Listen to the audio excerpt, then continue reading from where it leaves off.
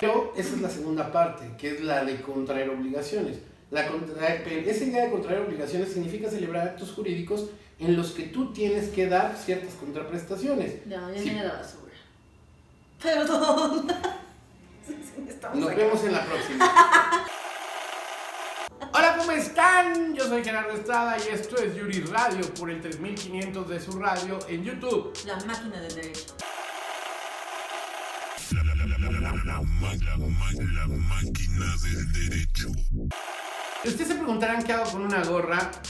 Y pues es que salí a pedir ayuda. No es cierto, la verdad es que no tenemos ni idea de qué hablamos, ni qué íbamos a hablar el día de hoy. Así es que decidimos hacer una tómbola. Una tómbola gorrera. Y vamos a ver con la mano santa qué tema nos toca tratar hoy. La incapacidad. Bueno, el día de hoy vamos a hablar de la capacidad y la incapacidad. Y tenemos varios temas preparados. Este también dice la capacidad. Pero sí hemos seleccionado una serie de temas interesantes que iremos sorteando con el paso de los programas. Ya hoy quemamos el primero, que corresponde al tema de la capacidad. Y estamos hablando en términos de la capacidad desde el punto de vista del... Traducción simultánea para los que nos ven desde Asia. De la capacidad en términos civiles. En ese sentido, para hablar de este tema nos acompaña la licenciada Andrea y su mano santa, que con quien tengo el gusto de compartir este programa de radio, que como lo dijimos desde nuestro piloto 1, este es el piloto 3. Y el tercero es el de la suerte. La licenciada Andrea felizmente nos va a regalar una buena definición de capacidad. No me acuerdo. ¡Ay, qué bruto, focalicero! Pongo mis anteojos. Vamos a reír con mi vista testicular. San Wikipedia dice, lo que el profe nos diga ahorita, que la capacidad jurídica es la aptitud de una persona para adquirir derechos y contraer obligaciones por sí misma sin el ministerio o autorización de otro. Déjame ser capaz. Exacto, lo que pasa es que la definición es más doctrinal, como correctamente lo dice la licenciada Andrea. Me puse mis lentes de doctrinaria. Exacto, cuando los lentes van aquí, La la doctrina me respalda. Lo primero que debemos de comprender es que esta idea de aptitud de ser sujetos de derechos y de obligaciones. Todas las personas, tanto las físicas como las morales, tienen capacidad para actuar, es decir, un requisito de validez que la ley exige para realizar actos jurídicos o disfrutar de los derechos que nos encanta llamar el sistema normativo, que en otras palabras es lo que las autoridades de nuestro país reconocen como derechos que poseemos todos. Y esto evidentemente es lo que nos da la idea de ser sujetos de derechos. Pero ¿qué entendemos por ser destinatarios de obligaciones? ¿Ya tenemos que hacer algo? O dejar de hacer. ¿Estoy obligado a dejar de hacer algo? También en obligaciones de no hacer. En otras palabras, hay actos jurídicos que exigen que realicemos determinadas conductas que pueden ser hacer, como lo sería el pagar, no hacer, como sería... No pagar. No, ¿verdad? Pues sí, hay casos donde podrías poner una condición de no pagar. Y eso es correcto. Lo que sería obligaciones de hacer, no hacer, y obligaciones de dar. Dar y recibir. Amor. Pero no. En realidad las obligaciones de dar implican el pago, por ejemplo, cuando das dinero. Las obligaciones de hacer, como por cuando ejemplo, pero hasta como para cuándo. Las obligaciones de dar implican siempre otorgar un objeto, como el pago cuando das dinero. Las obligaciones de hacer cuando haces... De pavo también puedes dar en pago un pavo. Te compro un pavo. Si te compraste un pavo, tienes la obligación de darme el pavo. Ah. Y entonces tenemos obligaciones de dar. Exacto. En obligaciones de hacer, en realidad, es la prestación, por ejemplo, de un servicio, como el que prestamos en la vida profesional al hacer el papel de abogados postulantes, o el que hace un contador, o cualquier profesión liberal. Okay. Y no hacer, que precisamente, como lo decía la licenciada Andrea, es una ausencia de conducta. Por ejemplo, cuando yo me comprometo a guardar silencio sobre los ingresos que percibo. O sea, ¿cómo? Si tú me contratas y me dices, yo no quiero que los demás sepan cuánto ganas, Es como un contrato de privacidad. por ejemplo, no confundirlo con el de exclusividad. Ah, es correcto. Es por ejemplo cuando te dicen, tú no vas a hablar de lo que hacemos en esta empresa. Es correcto. Y ahí tienes una obligación. De no hacer. Eso es correcto. Y para eso necesitas tener pleno conocimiento de los enfoques, derechos y obligaciones que implican esas relaciones. Entonces tienes dos esquemas: disfrutar de derechos, como cuando eres niño, que tengas el derecho de que te den alimentos tus padres, lo que incluiría que te vistan, que te den de comer, que te lleven a la escuela, Que te compren quesadillas. pero no siempre. Que te inviten un buen Un güey de mango. de esos de cubito y los trenes. Y el derecho a reventarlo de un macetón, que Y todo el mundo espantar a debe de todo el tener mundo. garantizado, y que en estos tiempos de balaceras todo el mundo piensa que es una bomba que acaba de explotar y Se tira al suelo. Sí, efectivamente, el disfrutar de derechos no es lo mismo que contraer obligaciones, que no es otra cosa más que celebrar actos jurídicos que hacemos día con día con relación a cosas u otras personas. Y de ahí tenemos varios actos, por ejemplo, la celebración de contratos, cuando quieres rentar una casa, cuando quieres utilizar un servicio, cuando quieres regalarle a alguien algo, que eso en derecho se llama donación, como por ejemplo, te regalo este perico.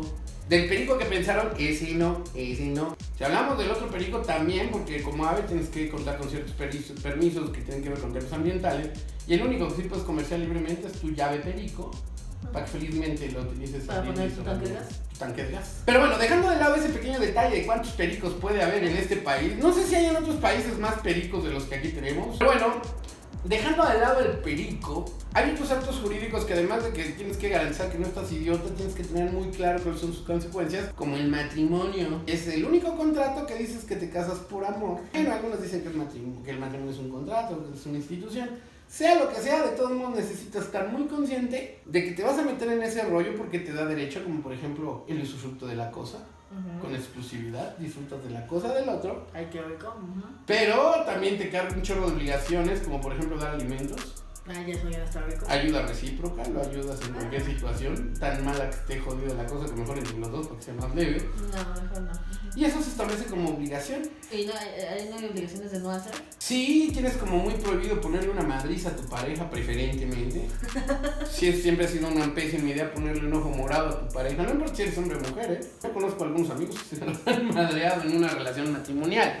Pero lo importante, lo realmente importante es que para eso necesitas tener lo que la ley llama capacidad plena. Y hay dos causas por las que se tiene una capacidad jurídica plena. Que estás en una edad que llamamos mayoría de edad en este país, arriba de los 18. O bien que ya tienes más de 18 y estás sano tanto físicamente como mentalmente. Y esto nos lleva entonces al aspecto negativo de la capacidad, que es la incapacidad. Si la capacidad es la aptitud para ser sujeto de derechos y obligaciones, evidentemente la incapacidad no es absolutamente lo contrario. No es que sea la ineptitud para ser sujeto de derechos y obligaciones, no. La incapacidad en realidad se refiere a lo que podríamos denominar la capacidad de ejercicio. Esto significa que hay dos tipos de capacidad, la de goce y la de ejercicio. La de goce, que hace referencia a disfrutar de todos los derechos, y la de ejercicio, ¿Qué te hace ejercitarlos? exacto, mediante la contracción de obligaciones. Entonces tienes derechos y obligaciones. Y cuando hablamos de la incapacidad, en realidad las incapacidades que más tienen relevancia son las incapacidades de ejercicio. Aunque también se modifican algunas de goce. Por ejemplo, cuando estás en el bote, Ya te no. dieron una sentencia, no es como que te van a dejar de salir a votar en plenas elecciones, ¿no? De, No.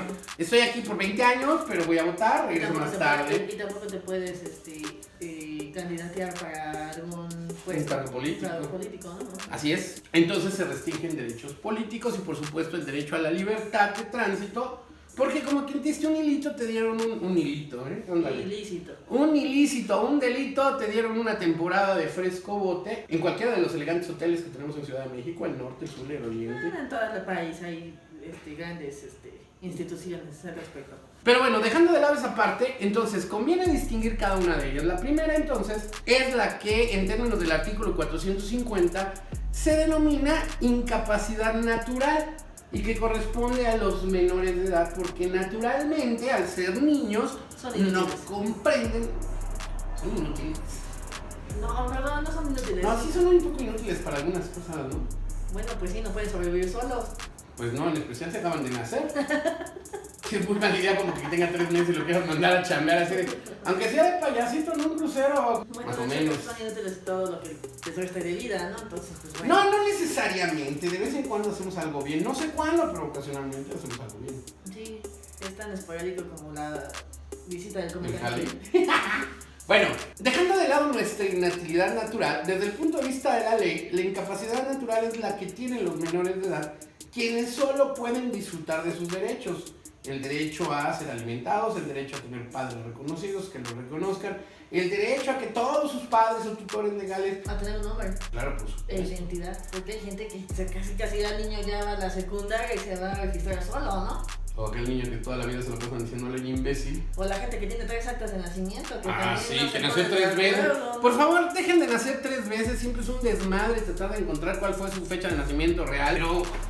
Bueno, tienen derecho a muchas cosas. En realidad los niños la pasan bomba. Ellos son los que más se divierten en esto. Tienen derecho a hacer copy-paste en sus chingadas tareas bajando los resultados de Wikipedia. Tienen derecho a lo que quieran, pero ellos son niños. No se quejen, si algún niño nos está escuchando, no se quejen. Hacer tareas en estos tiempos es la neta lo más fácil que hay.